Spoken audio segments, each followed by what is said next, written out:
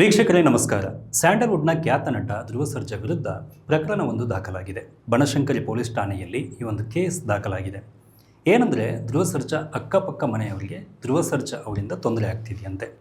ಧ್ರುವ ಸರ್ಜಾ ಅವರ ಕಾರು ಚಾಲಕ ಮತ್ತು ಅವರ ಮ್ಯಾನೇಜರ್ ಜೊತೆಗೆ ಅವರ ಫ್ಯಾನ್ಸ್ ವಿರುದ್ಧ ಮನೋಜ್ ಎಂಬವರು ಕೇಸನ್ನು ದಾಖಲಿಸಿದ್ದಾರೆ. ಧ್ರುವ ಸರ್ಜಾ ಅವರ ಮನೆಗೆ ಬರುವಂತಹ ಅವರ ಅಭಿಮಾನಿಗಳು ಏನಿದ್ದಾರೆ ಅವರಿಂದ ತೊಂದರೆ ಆಗ್ತಾ ಇದೆ.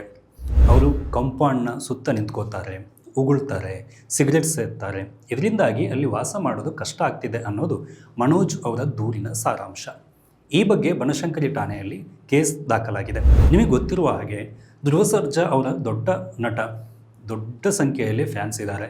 ಇವರೆಲ್ಲರೂ ಕೂಡ ಒಮ್ಮೆ ನಟನನ್ನು ನೋಡಬೇಕು ಅನ್ನುವ ಕಾರಣಕ್ಕಾಗಿ ಅವರ ಮನೆಯ ಸುತ್ತ ಬರುವುದು ಸಹಜ. ಈ ಸಂದರ್ಭದಲ್ಲಿ ಅಕ್ಕಪಕ್ಕ ಮನೆ ಇದ್ದಾಗ ಡಿಸ್ಟರ್ಬೆನ್ಸ್ ಆಗಿಯೇ ಆಗುತ್ತೆ. ಅದರಲ್ಲೂ ಧ್ರುವ ಸರ್ಜಾ ಅವರು ತಮ್ಮ ಮನೆಯ ಮುಂದೆ ಅಭಿಮಾನಿಗಳನ್ನು ಭೇಟಿಯಾಗ್ತಾರೆ. ಈ ಒಂದು ಹಾಡನ್ನು ಗಮನಿಸಿರ್ಬೋದು, ಓಡ್ರೋ ಓಡ್ರೋ ಇದು ಸರ್ಜಾ ಅಡ್ಡ. ಈ ಹಾಡು ಕೂಡ ಅವರ ಮನೆ ಮುಂದೆಯೇ ಅಭಿಮಾನಿಯೊಬ್ಬ ಶೂಟ್ ಮಾಡಿರುವಂಥದ್ದು. ಹೀಗೆ ಯಾರೆಲ್ಲ ಅಭಿಮಾನಿಗಳು ಬರ್ತಾರೆ, ತಾವು ಮನೆಯಲ್ಲಿದ್ದಾಗ ಅವರನ್ನು ಭೇಟಿಯಾಗುವಂತಹ ಕೆಲಸವನ್ನು ಧ್ರುವ ಸರ್ಜಾ ಅವರು ಮಾಡ್ತಾರೆ. ಇದರಿಂದಾಗಿ ಅಭಿಮಾನಿಗಳ ಸಂಖ್ಯೆ ದೊಡ್ಡದಾಗಿಯೇ ಇದೀಗ ಅವರನ್ನು ಭೇಟಿಯಾಗುವಂತಹ ಕೆಲಸವನ್ನು, ಅವರ ಮನೆಗೆ ಹೋಗುವಂತಹ ಕೆಲಸವನ್ನು ಮಾಡ್ತಾ ಇದ್ದಾರೆ. ಇದರ ಜೊತೆಗೆ ಧ್ರುವ ಸರ್ಜಾ ಅವರು ದೊಡ್ಡ ನಟ, ಅವರಲ್ಲಿ ಬೇಕಾದಷ್ಟು ಅಂದರೆ 4-5 ಕಾರುಗಳಿದ್ದಾವೆ. ಈ ಕಾರುಗಳನ್ನು ಅವರು ಸರಿಯಾಗಿ ಪಾರ್ಕಿಂಗ್ ಮಾಡೋದಿಲ್ಲ. ನಮ್ಮ ಮನೆಯ ಮುಂದೆ, ಆಚೆ ಈಚೆ ಮನೆಯ ಮುಂದೆ ಪಾರ್ಕಿಂಗ್ ಮಾಡ್ತಾರೆ ಅಂತಕ್ಕಂಥ ಆರೋಪ ಕೂಡ ಇದೆ.